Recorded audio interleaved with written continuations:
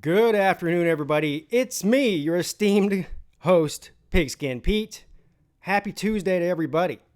So, last night I was looking through some of these other major college football programs' schedules, and I came across Notre Dame Fighting Irish schedule for 2020. One reason this is so interesting to me is because Clemson is on their schedule in 2020 on November 7th in South Bend.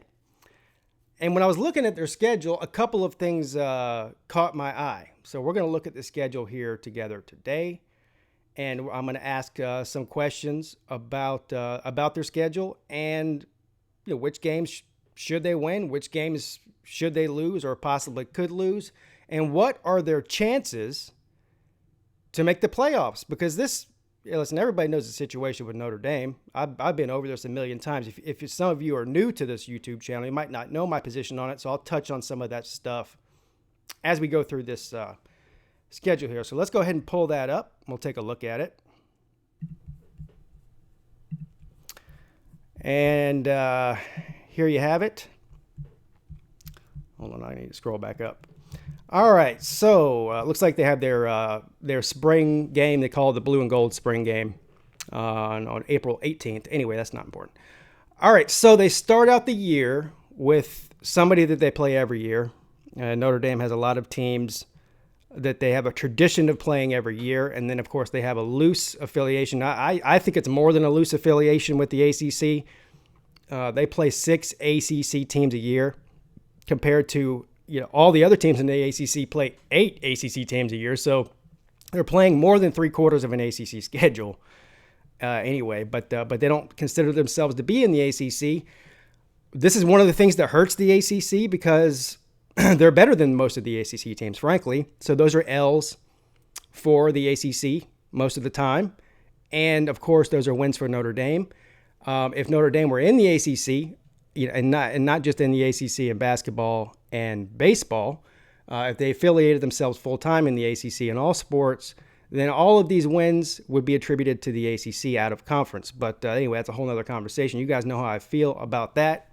I think eventually their independence in football probably will change. Question is, when is that going to happen? Is it going to be in 2 years from now, 5 years from now, or 20 years from now? Well, based on the new playoff system, I think there's becoming some Notre Dame fans. I'm sure, listen, there's no fan base out there that agrees 100% on everything. But I'm sure there are some fans that want them to join a conference to increase their probability of making the playoffs. Now, if the playoffs are expanded to 8 games, which they probably will be at the end of the 10-year contract that the TV stations have with the current playoff system, if that does happen, then maybe they won't care to join a conference full time because they'll probably still have a pretty decent chance to make it in the playoffs in the top 8 as opposed to 4 with not having a conference championship game. Anyway, so it looks like they're playing Navy the first game of the year in Dublin, Ireland. Now, first of all, that's pretty cool. I'm Irish blood, Irish descendant, and I've never been to Ireland. I would really love to go, and that would be an awesome game to go to in Dublin. I mean, it's a neutral site game. Obviously, the crowd there in Ireland is going to be pro Notre Dame for obvious reasons, but I think that's actually pretty cool. But they should beat Navy. But Navy is one of these tricky teams. Everybody knows that, the triple option attack. Having them the first game of the year could be a little bit tricky as well. That's something you'd probably want to get a few other games under your belt and get everybody on the same page before you have to play a triple option team. But anyway, it is what it is. I still think that that Notre Dame should win that game. So then they have a week off after that long travel overseas. That makes complete sense. So they have a bye week 2. Then they play in South Bend against Arkansas Razorbacks. That's a win. Look, Arkansas this year probably the worst team in the Power 5. I don't really think there's an argument about that. Is there? Somebody can name one that's worse, let me know. But anyways, if Arkansas is going to do anything in the next 4 or 5 years, it's going to take 4 or 5 years to do it. So this is a huge mismatch, and it's in South Bend. So I'll chalk that up as a W for the Fighting Irish. Saturday, September 19th, another home game for Notre Dame against the Western Michigan Broncos. I guess these non-Power 5 games can be tricky if you're not prepared for them. But again, this is a game they should win, and it's in Notre Dame. Next, they play their first of 6 ACC opponents. Saturday, September the 26th, in Wake Forest against the Wake Forest Deacons. So, now normally I would say this could be a trap game for Notre Dame. But the bottom line here is, first of all, the quarterback, Jamie Newman, we all know, has transferred as a grad to Georgia. So they have to replace a really good quarterback, probably the best quarterback that Wake Forest has had in a while. And I believe they lost at least one. They're going to lose this at the end of the season. At least one of their top receivers to the NFL. He's a really good receiver. There was 2 of them on there that were really good. One of them might still be there. Anyways, that's not the point. This is a game that Notre Dame should win. They're just more talented than Wake Forest is. But Wake Forest is sneaky. The coach there has done a really good job of getting that offense going and recruiting bigger and tougher players, frankly, especially in the trenches over the past few seasons. So that could be a tricky game, but I still feel like that Notre Dame should win this game, even though it's on the road, but it could be a trap game. All right, so this October the 3rd, Saturday, this is a very losable game for Notre Dame in Wisconsin. This game is being played at Lambeau Field, so it's not in Green Bay, Wisconsin. That's kind of weird. I don't know what the thing is behind that. They go to Dublin. They go to Lambeau Field. That's cool, I guess. But it's not in the it's not in the Badger Stadium itself. So Jonathan Taylor's gone to the NFL. Listen, I don't have any doubt in my mind that they're going to replace Jonathan Taylor with another really, really good back. Will he be Jonathan Taylor good? Probably not. Jonathan Taylor was elite. But anyway, I don't think that's going to be an issue. Wisconsin has quarterback problem.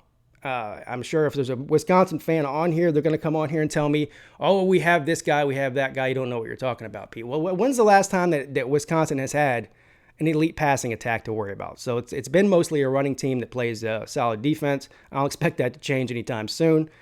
And so I'm actually picking Notre Dame to win this game, but Wisconsin's still a top 10 program annually. And so it's not a gimme by any stretch of the imagination.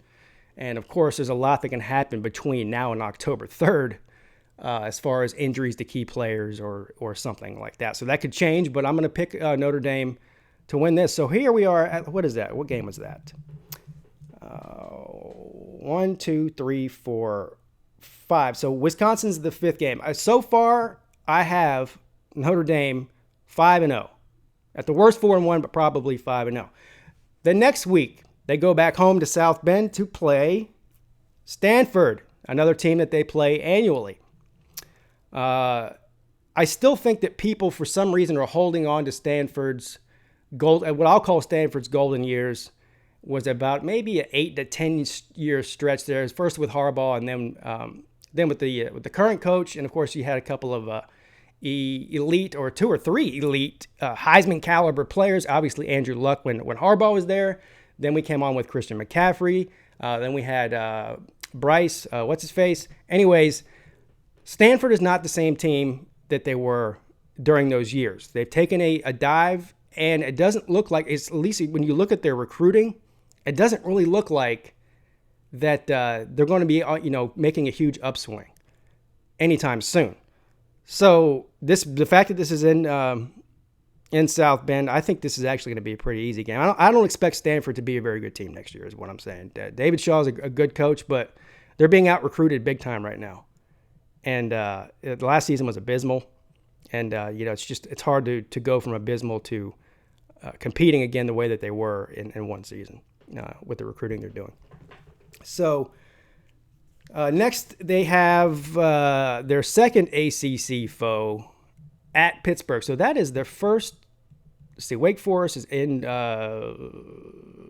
that's in Charlotte. That's not even at Wake Forest. Anyway, they're playing in a lot of pro stadiums. This is kind of weird. But anyway, so that's their second ACC foe. It's also on the road, and it's at Pittsburgh. Now, Pittsburgh is one that they should be, considering a trap game. Listen, is Notre Dame more talented than Pitt? Should Notre Dame beat Pitt? Yeah, but every single year, without fail, Pittsburgh upsets a team that's better than them. Every year. They're not a flashy team. They're not a great team. They're not going to recruit in the top 10 or even top 15 on any given year. Pitt's an elite academic university. It's also in Pennsylvania, which is a hard place to recruit to. But anyways, Pitt is tough. And if you catch Pitt slipping or they catch you slipping, it's night time. That's a huge trap game, but I'm still going to pick Notre Dame to win that game. So at this point, what are we, 7-0, according to me? Then they have a week off, their second bye week, October the 24th. To follow that up the next week, back in South Bend against Duke. I think Notre Dame will beat Duke.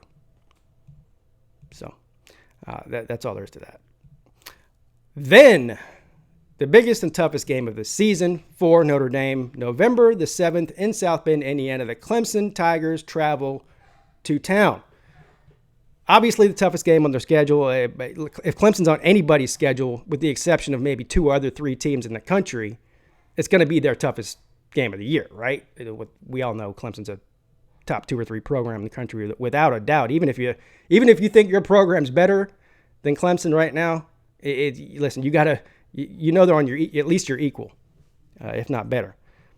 But and I'll be at this game, so that's another reason this game is important to me. Super excited about going to South Bend and watching a game in that stadium. It's on my bucket list of college football stadiums to go to, and so anyways, I'm looking forward to that. Listen, if I'm listen, I'm going to pick Clemson to win this game, right? But this is a tough game. Whose channel was I watching yesterday? I can't remember. It was an Ohio State guy's YouTube channel. And of course, they were talking about Clemson and their schedule like every Ohio State fan does. They can't beat Clemson, but they like to talk about Clemson's schedule. But he was saying that the 2020 schedule looks even easier for Clemson than it did in 2019. No. Listen, first of all, the schedule is exactly the same. For the most part. The only difference is we played A&M last year. We're playing Notre Dame on the road this year. I think Notre Dame this year is stacked up to be better than A&M was last year. And, of course, Clemson played A&M last year in Death Valley. So that was a whole different dynamic as well. Notre Dame is not an easy place to go get a victory for any school. And this game's going to be hyped up big time. Obviously, the crowd there is going to be live in ruckus. I mean, they have a huge a rabid fan base anyway, but if Clemson's coming to town, especially the last 2 times we've played them, we've beat them, so it's going to be a rowdy environment, and this is no easy win for Clemson. Trust me, this is a game that Clemson's got circled right now and probably already looking to prepare for, in the offseason. But I'm going to give this game to Clemson for just talent reasons and all that. But let's just hypothetically say that Notre Dame can come through with a victory here. So at the worst, I have them right now, what is that, 8-1 or 9-0, based on the outcome of the Clemson game. Then they go to Atlanta, Mercedes-Benz Stadium. So every road game that they have, now what is up with this? I'm just realizing this in real time. Unless this is a misprint, I don't know what website this is.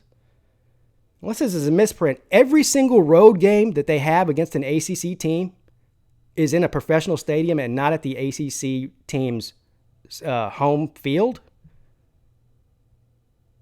What is this something that Notre Dame negotiated? Every road game we play in the ACC is going to be played away from the other team's home field? What's going on here? Mercedes-Benz Stadium, Atlanta, Georgia. Now, it's still in Atlanta.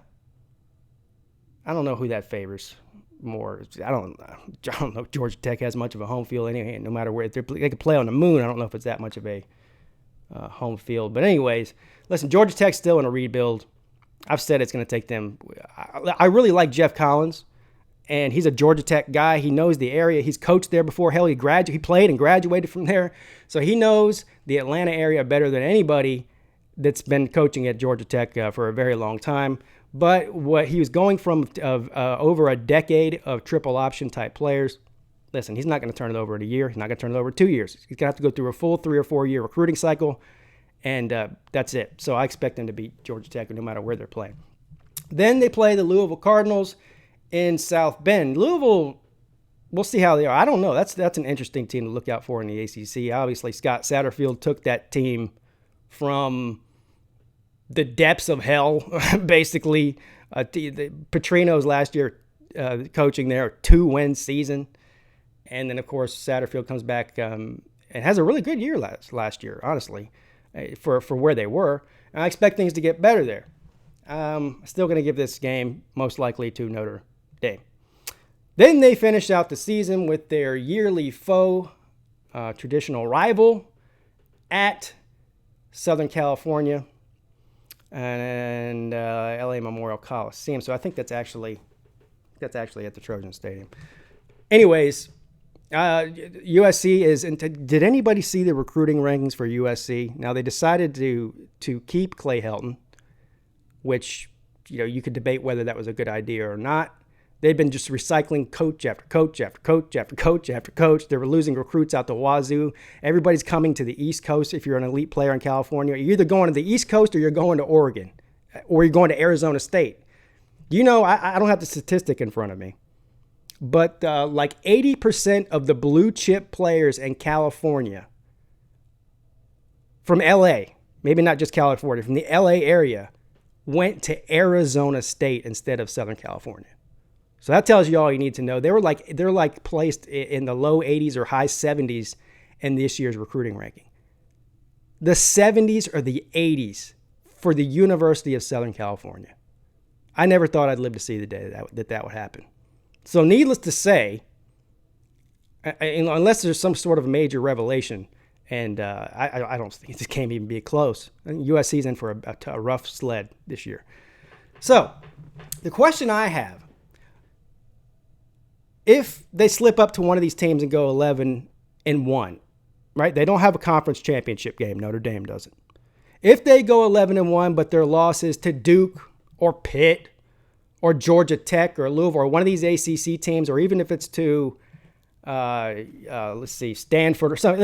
Anyway, if they lose to anybody on this schedule, but only once, other than Clemson, then they probably don't make the playoffs. Of course, this depends heavily on what happens with other teams that are in the playoff hunt. But I think they can afford to lose possibly, okay? They have to have some help. But if their only loss is to Clemson and they win every one of these other games, they'll have a couple of good wins on there, at least one really good one with Wisconsin. And depending on how some of these other teams play throughout the season, they may get another win that could be considered good. I don't know. But if they're 11-1, but their only loss is to Clemson, there's a possibility that they could be considered for the playoffs, especially if their loss to Clemson is not a blowout, it's a close game.